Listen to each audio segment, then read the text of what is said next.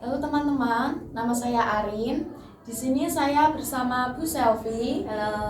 Kita akan berbincang-bincang mengenai adanya komplek makam dan masjid Adipati Citrosomo. Nah, bagaimana Bu kabarnya? Alhamdulillah baik. Mbak Arin gimana, sehat? Sehat, alhamdulillah. Nah, jadi gini Bu, waktu itu saya sedang melakukan suatu penelitian dan mencari suatu sumber. Nah, saya mencari di Kecamatan Kalinyamatan. Setelah itu saya menemukan sebuah komplek makam di mana komplek tersebut sudah dijadikan sebagai cagar budaya. Namun setelah saya mencari tahu tentang komplek makam tersebut, banyak yang tidak tahu mengenai adanya komplek makam. Nah, menurut Ibu, bagaimana nih?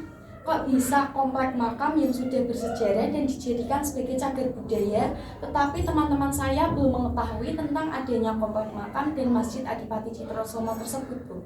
Iya, oke. Jadi memang di Jepara ini banyak sekali cagar budaya. Salah satunya adalah komplek makam dan masjid Citrosoman yang terletak di Desa Sendang, Kecamatan Kalinyamat, Kabupaten Jepara. Jadi komplek ini merupakan tempat persemayaman para adipati di Jepara, yaitu Adipati Citrosomo I sampai dengan Adipati Citrosomo VII. Selain itu ada juga makam dari ayahanda dan ibu dari Raden Ajeng Kartini.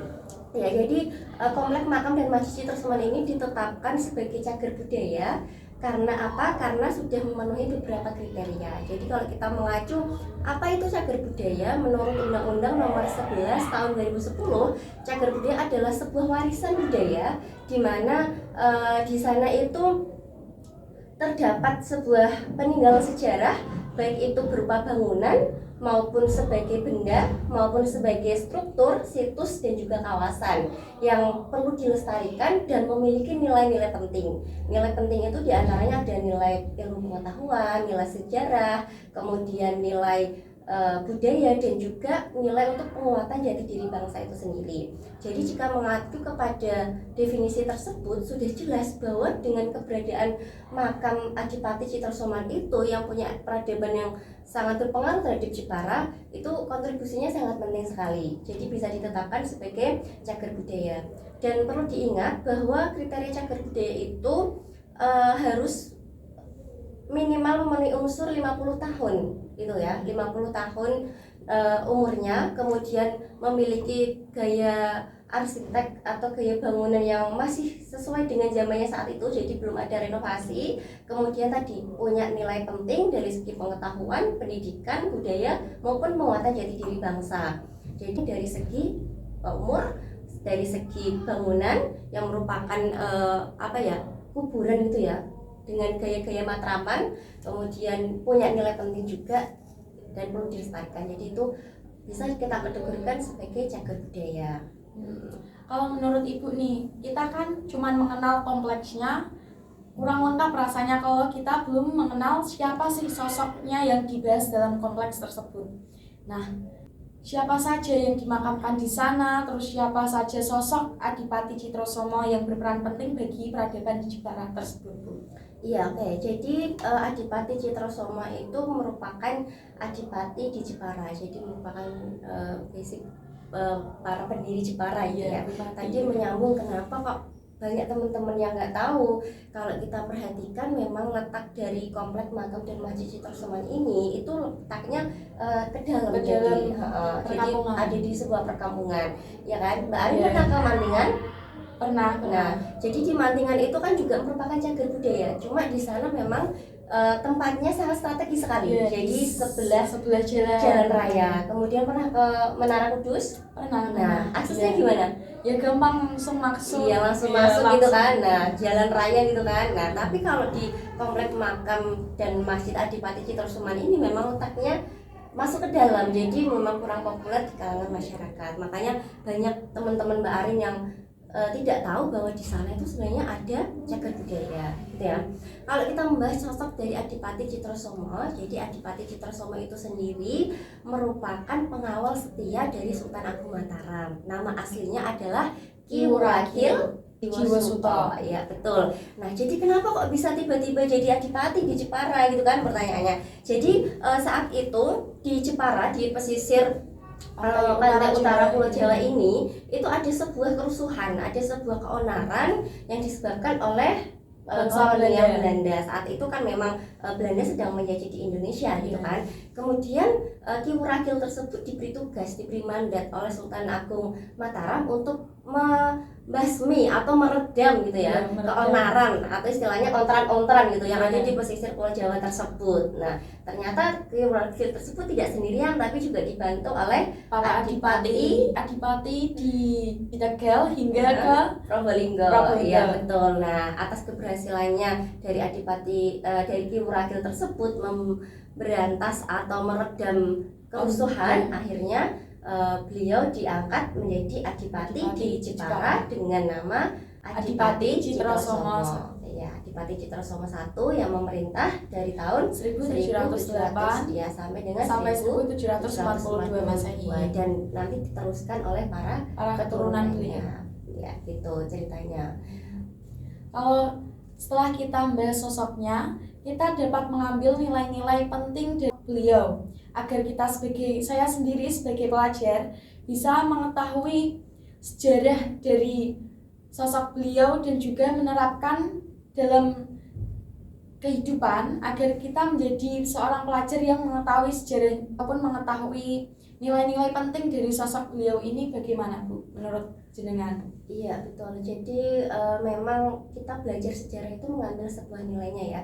Kita berbicara tentang makam dan masjid peninggalan dari Adipati Citrosoman itu sendiri, itu tidak lain adalah kita harus mengetahui sosok dari beliau yang ada di dalamnya itu, yang tidak lain adalah Adipati Citrosoman. Jadi kalau kita bicara nilai, saya bisa menyimpulkan ada 3 nilai. Yang pertama adalah nilai nasionalisme, yaitu nilai cinta tanah air. Kalau Adipati Citrosomo atau Ki Wuragil ini tidak cinta dengan Bumi Pertiwi ini, maka nggak mungkin ketika diberi mandat untuk menyelesaikan kerusuhan itu beliau mau. Tapi karena cintanya kepada Bumi Pertiwi ini, nah jadi beliau rela berkorban untuk memberantas kerusuhan-kerusuhan tadi yang diakibatkan oleh pasukan Belanda. Tuh. Kemudian nilai yang kedua adalah nilai patriotisme. Nah, jadi nilai kejuangannya beliau, bagaimana kegigihannya, bagaimana semangatnya untuk meredam kerusuhan tersebut supaya masyarakat Jepara ini kembali menjadi masyarakat yang damai, menjadi masyarakat yang aman. Nah, jadi ada nilai patriotismenya.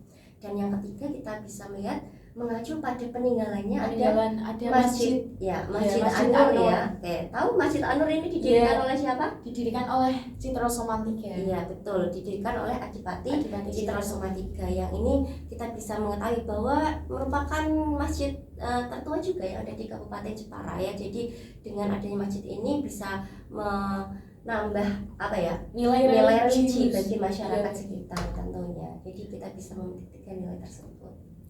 Kalau kita membahas agar komplek makam dan masjid Adipati Citrosomo ini dikenal oleh masyarakat, apa posisi kita, upaya kita biar komplek makam dan masjid Adipati Citrosomo ini bisa dikenal oleh masyarakat, bahkan para pelajar menjadi tahu tentang adanya komplek makam dan masjid Adipati Citrosomo ini. Ya oke. Jadi Bu Selvi apresiasi dengan Mbak Ari membuat podcast ini merupakan salah satu upaya untuk mengenalkan tentang sosok dari Adipati Citrosomo. Boleh tepuk tangan dulu. Nah, ini adalah salah satu cara ya. Yang kedua memang harus ada peran serta dari pemerintah, khususnya pemerintah Jepara ya, untuk mempublikasikan mengenai komplek makam dan masjid Citrosomo ini kepada masyarakat luas supaya lebih dikenal. Jadi ada istilah ora isu diarani wong Jepara ora arti ora tahu mengunjungi komplek makam dan masjid Adipati Citrosomo, karena di sanalah founding fathersnya Jepara, tempat para pendahulu-pendahulu kita disemayamkan. Jadi ziarahlah ke sana untuk mengenal siapa itu Adipati Citrosomo. Jadi harus ada peran dari pemerintah, dan yang ketiga memang kita harus melestarikan tradisi yang berkaitan dengan Adipati Citrosomo itu sendiri. Mbak Arin tahu ada tradisi apa aja di sana? Kemarin saya sempat mengikuti acara haul di sana dan bertemu dengan para cicit, enggak cicit ya, para keturunan terah beliau Adipati Citrosoman ini sendiri. Salah satunya yaitu Bapak PJ Bupati Jepara yang memimpin Jepara.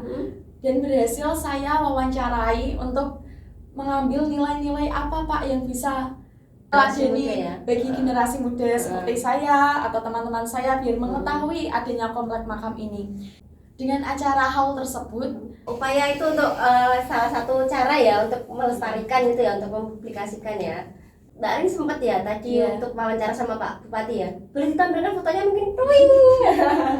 Iya, oke. Jadi Pak Bupati itu memang salah satu terah dari keturunan Citrosoman. Jadi hebat sekali Mbak Arin bisa wawancara untuk mengulik bagaimana sosok dari Adipati Citrosoman itu sendiri. Nah, selain itu ada lagi terah yang berhasil diwawancara? Ada dari terah ke-6 Bapak Edi Risman ya? Risman. Oke. Sana itu kalau tradisi haul ya itu biasanya ada acara khataman Quran, kemudian ada penggantian lurup itu kayak yang penutup penutup makam itu ya. Nah, kemudian diganti gitu, kemudian ada tahlilan massal, biasanya di acara puncaknya ada acara pengajian gitu, dan itu juga salah satu upaya untuk mengenalkan masyarakat luas gitu. Jadi perlu publikasi juga yang lebih, dan itu harus ada peran serta dari pemerintah dan juga lembaga pendidikan juga berperan untuk sedikit banyak guru sejarahnya terutama ya harus mengenalkan tentang beberapa sosok-sosok yang ada di Jepara itu gitu. Cukup sekian. Nah, mungkin ada yang mau disampaikan untuk closingnya. Terima kasih Bu Selvi telah memberikan kesempatan untuk melakukan bincang-bincang mengenai komplek makam dan Masjid Adipati Citrosoma ini. Sebelum kita tutup, ada sedikit pesan dari saya, mari kita kenali, kita dalami, setelah itu kita cintai, agar kita sebagai pelajar memiliki jiwa-jiwa nasionalisme, patriotisme, dan juga religius dari sosok-sosok para sejarah di Indonesia, agar kita memiliki semangat juang yang lebih tinggi dan rela berkorban untuk bangsa dan juga negara. Super sekali. Jadi goalnya ada 3 ya, kenali, dalami, dan juga cintai. Oke, cagar budayaku, Identitasku. Bye-bye. Bye-bye. Sampai jumpa.